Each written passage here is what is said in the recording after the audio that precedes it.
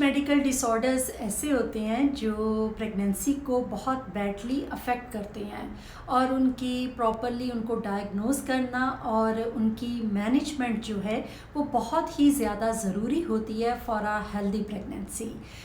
Hypertension तो मैं आपके साथ पहले ही डिस्कस कर चुकी हूँ और जो दूसरा मोस्ट कॉमन डिसऑर्डर है रिगार्डिंग टू प्रेगनेंसी वो है डायबिटीज़, जिसे आप शुगर कहते हैं।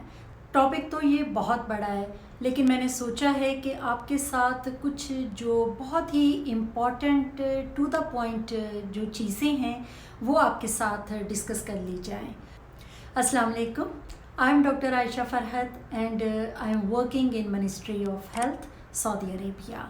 अगर अब तक आपने इस चैनल को सब्सक्राइब नहीं किया तो ज़रूर कीजिए, बेल आइकॉन को प्रेस कीजिए। तो स्टार्ट करते हैं अपना आज का टॉपिक, डायबिटीज़ इन प्रेगनेंसी। सबसे पहले तो आपका ये जानना ज़रूरी है कि डायबिटीज़ की एक्चुअली 2 टाइप्स होती हैं, लेकिन अगर हम डायबिटीज़ इन प्रेगनेंसी जिसे गेस्टेशनल डायबिटीज़ कहते हैं उसे भी शामिल कर लिया जाए तो ये 3 टाइप्स ऑफ डायबिटीज़ बन जाती है। तो नंबर 1 जो डायबिटीज़ है वो है टाइप 1।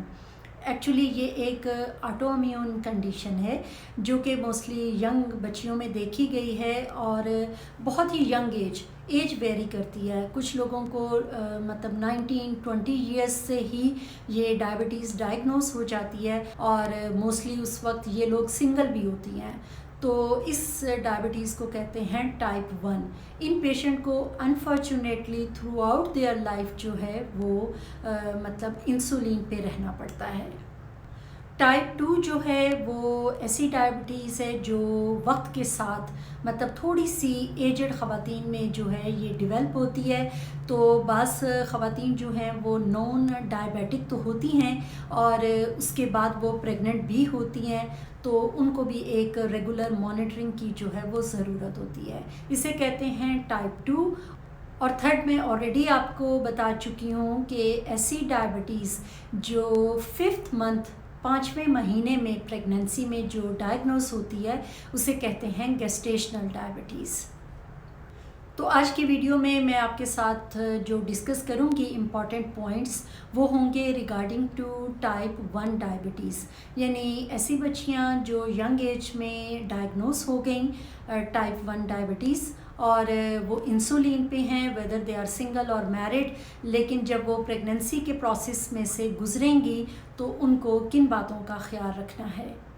रिगार्डिंग टू मैनेजमेंट बहुत सारी पॉइंट्स ऐसे होंगे जो कि इन तीनों टाइप्स में सेम होंगे, लाइक मोड ऑफ डिलीवरी और टाइम ऑफ डिलीवरी। ऐसी तमाम बच्चियां जो टाइप 1 डायबिटीज़ की नोन केस हैं, आप लाइफ को विद इंसुलिन मैनेज करना तो पहले ही सीख चुकी हैं, ठीक है। अब स्टेप आता है कि जब आप प्रेगनेंसी को प्लान करेंगी तो आपको किन बातों का ख़ास तौर पे ख्याल रखना है।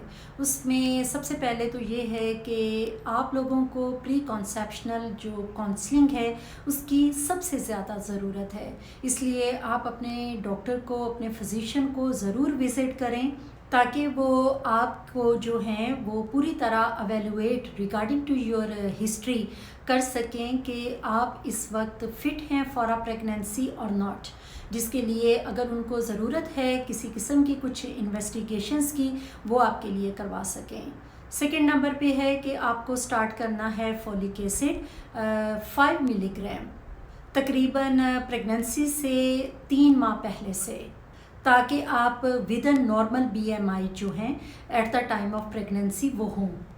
थर्ड नंबर पे है कि अगर आपका वेट ज़्यादा है, आप ओवरवेट या ओबीस की कैटेगरी में आ रही हैं, तो आपको फौरी तौर पे अपना BMI जो है वो विद इन नॉर्मल रेंज यानी मैक्सिमम 25 तक लेके आना है। नेक्स्ट आता है हेमोग्लोबिन A1C। ये टेस्ट जो है ये वैसे तो आप जानती हैं कि ये 3 मंथ्स के बाद एटलीस्ट होना चाहिए, लेकिन आप अपनी चूँकि प्रेगनेंसी को प्लान कर रही हैं और आप अपनी एवरेज जो है शुगर की रेगुलर मॉनिटरिंग में देखना चाहती हैं तो आप इसको हर महीने करवा लें। इससे जो नेक्स्ट स्टेप है वो है रेटिनल असेसमेंट। बिफोर प्रेगनेंसी ही आपकी रेटिनल असेसमेंट, आंखों का चेकअप जो है वो हो जाना चाहिए, और अगर वो बिल्कुल ठीक है तो ये बहुत ही अच्छी बात है। उसके साथ साथ जो रीनल फंक्शन टेस्ट हैं, मतलब आपके जो गुर्दों की जो एवेल्यूएशन है वो भी एक प्रॉपर इन्वेस्टिगेशंस के थ्रू जो है वो हो जानी चाहिए during your pre conceptional time period में। आपको बहुत अच्छे तरीके से इस बात का पता होना चाहिए कि अगर आप प्रेग्नेंट हो जाती हैं और उस वक्त आपकी जो शुगर है वो प्रॉपरली कंट्रोल्ड में नहीं है अगर, तो ये चीज़ बहुत सारी बेबी में कॉन्जेनिटल अनोमलीज़ को काज करती है। इसलिए प्रेगनेंसी से पहले वेल बिफोर टाइम, कम से कम 3 माह आपका जो ब्लड शुगर लेवल है वो बहुत ही अच्छा कंट्रोल होना चाहिए। प्रेगनेंसी में तो कंट्रोल उसको करना ही करना है ताकि आपकी प्रेगनेंसी जो है वो हेल्दी तरीके से चलती जाए, और अगर ड्यू टू एनी रीज़न ये अनकंट्रोल्ड है तो मैं आपको एडवाइस करूँगी कि उतना अरसा आप कॉन्ट्रासेप्शन यूज़ करें ताकि आपकी प्रेगनेंसी जो है वो फर्दर जो उनमें रिस्क हैं उनसे बच सके। कॉन्जेनिटल अनोमलीज़ के अलावा भी अगर कोई भी फ़ीमेल जो हैं वो प्रेग्नेंट तो हो जाती हैं लेकिन उनका blood sugar level normal range में नहीं है, तो ये एक बहुत ही इम्पॉर्टेंट काज है अबॉर्शन की। तो अब आप खुद ही अंदाज़ा लगा सकती हैं कि ब्लड शुगर लेवल का विद इन नॉर्मल रेंज होना प्रेगनेंसी के लिए किस हद तक ज़रूरी है। अब हम कुछ ऐसे इम्पॉर्टेंट पॉइंट्स को डिस्कस करेंगे कि जब प्रेगनेंसी जो है वो स्टार्ट हो जाती है तो उसमें कौन से इम्पॉर्टेंट स्टेप्स हैं। सबसे पहले है डेटिंग स्कैन। जब भी आप प्रेग्नेंट हों आपको एक अल्ट्रासाउंड करवाने की ज़रूरत है तकरीबन 8 वीक्स पे, जब 2 महीने की प्रेगनेंसी हो जाए। इस अल्ट्रासाउंड के 2 फ़ायदे होते हैं। एक तो ये कि ये पता चल जाता है कि ये एक हेल्दी प्रेगनेंसी है, क्योंकि फीटल कार्डिक एक्टिविटी जो दिल की धड़कन होती है वो तकरीबन 8 वीक्स ऑफ प्रेगनेंसी पे लाजमी मौजूद होनी चाहिए। सेकेंडली ये होता है कि अगर कोई भी खातून जो अनश्योर ऑफ डेट हैं, इस डेटिंग स्कैन की वजह से जो है उनकी जो एंड ऑफ प्रेगनेंसी हमें एक एक्सपेक्टेड डेट ऑफ डिलीवरी चाहिए होती है, उसको कैलकुलेट करने में ये जो डेटिंग स्कैन है ये बहुत हेल्पफुल है। फोलिक एसिड जो है उसको आपने कंटिन्यू रखना है एटलीस्ट 3 मंथ्स। इसके अलावा ऐसी तमाम एक्टिविटीज़ जो ब्लड शुगर लेवल को नॉर्मल रखने में बहुत ही इम्पॉर्टेंट हैं, for example diet control, exercise, ये सब चीज़ें जो हैं आपने इनको कंटिन्यू रखना है।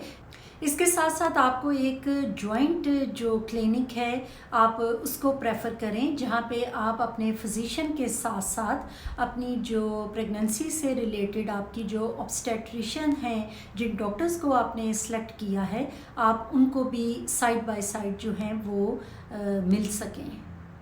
और आप इस बात को हमेशा जहन में रखें कि आपको ज़्यादा फ्रीक्वेंट एंटीनेटल केयर की ज़रूरत होगी एज़ कम्पेयर टू किसी भी दूसरी खातून के जिनकी एक नॉर्मल प्रेगनेंसी है। ये तो थी कुछ information regarding to first trimester. अब आ जाते हैं सेकंड ट्राइमेस्टर में, जिसमें कि एक अनोमली स्कैन जो है वो बहुत ही ज़्यादा ज़रूरी है। लेकिन डायबिटिक मदर के लिए ये इसलिए ज़रूरी है क्योंकि ड्यू टू डायबिटीज़ जो रिस्क ऑफ कंजेनिटल अनोमलीज़ हैं, ख़ास तौर पे हार्ट की जो अनोमलीज़ हैं, उनका रिस्क ज़्यादा होता है।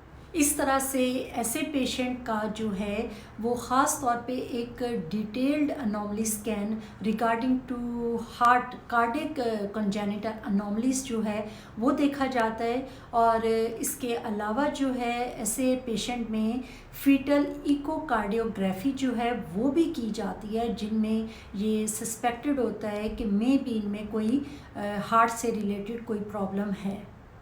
थर्ड ट्राइमेस्टर में सबसे पहले तो ये है कि at the gestational age of 36 weeks जब आपका 9 मंथ जो है वो स्टार्ट होता है तो आपका मोड ऑफ डिलीवरी जो है वो डिसाइड कर लिया जाता है कि आपको जो है वो इंडक्शन ऑफ लेबर, आपने नॉर्मल ट्रायल लेना है और आप उसके लिए सूटेबल भी हैं या आप इलेक्टिव सीएस के लिए जाएंगी। आपका मोड ऑफ डिलीवरी कुछ भी डिसाइड हो, वेदर नॉर्मल डिलीवरी या सजेरियन, लेकिन ये है कि उसके लिए आपको 9 मंथ कंप्लीट होने का कतई इंतज़ार नहीं करना।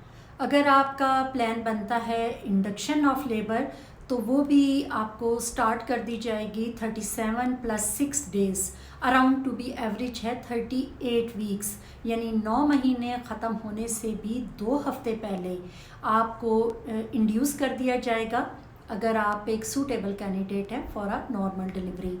Then it's up to your luck कि वो आप प्रोग्रेस कर जाती हैं और नॉर्मल डिलीवर हो जाती हैं।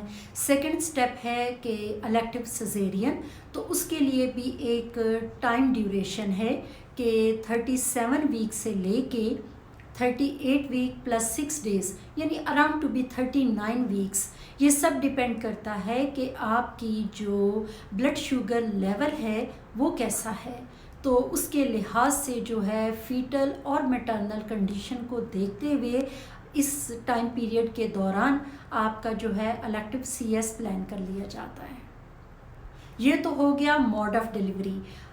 रिगार्डिंग टू फीटल मॉनिटरिंग, एक बात का आपको हमेशा अपने जहन में रखनी है कि जो फीटल मॉनिटरिंग है वो तकरीबन स्टार्ट हो जाती है 28 वीक से, जिसमें आपका जो है 7 मंथ स्टार्ट होता है। तो हर 1 महीने बाद एटलीस्ट एक अल्ट्रासाउंड जो है वो आपके बेबी का होता है, जस्ट टू फाइंड आउट कि बेबी की जो ग्रोथ है वो नॉर्मल है।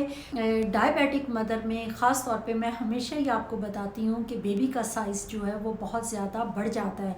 अगर बेबी का वेट जो है एस्टिमेटेड वेट अगर वो 4.5 4.5 किलो या इससे ज़्यादा आ जाए तो आपने क्लियर कट जो होता है इलेक्टिव सीएस के लिए जाना होता है।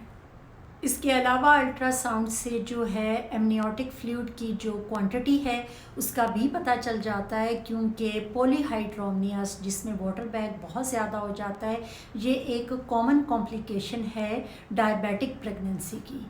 तो जितना आपका थ्रू आउट प्रेगनेंसी एक बहुत अच्छा अपने डॉक्टर से फॉलो अप रहेगा और आपका blood sugar level with in normal range रहेगा विदाउट एनी कॉम्प्लिकेशन, आप एक हेल्दी आउटकम जो है वो ले सकेंगी। तो ये था हमारा आज का टॉपिक, जिसमें मैंने सिर्फ वो चंद इम्पॉर्टेंट पॉइंट्स जो हैं आपके साथ डिस्कस किए हैं जो कि टाइप 1 डायबिटिक मदर में हो सकते हैं और उनको अपनी प्रेगनेंसी में इन स्टेप्स का ख़ास तौर पे ख्याल रखना है। उम्मीद है कि आपको ये वीडियो पसंद आएगी और आप ज़रूर इससे कुछ ना कुछ सीखेंगे। तो मिलते हैं दूसरी वीडियो में जिसका टॉपिक है गेस्टेशनल डायबिटीज़, और तब तक के लिए मुझे दीजिए इजाज़त। खुदा हाफिज़।